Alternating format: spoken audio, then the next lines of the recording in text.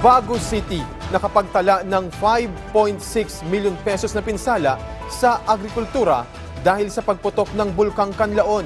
City government may nakahandang tulong para sa mga apektadong magsasaka. Si JP Hervas ng Radyo Pilipinas Iloilo para sa Balitang Pambansa. Umabot na sa halos 5.6 million pesos ang halaga ng pinsala sa agrikultura na naitala ng Office of the City Agriculturist ng Bago City, Negros Occidental.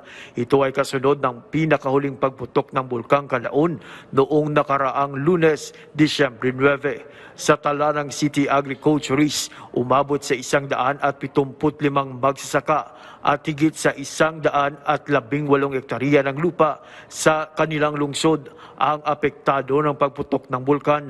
Lumalabas din na ang high-value crops o HVC sector ang nakapagtala ng pinakamataas na halaga ng pinsala na umabot sa 3.72 million pesos.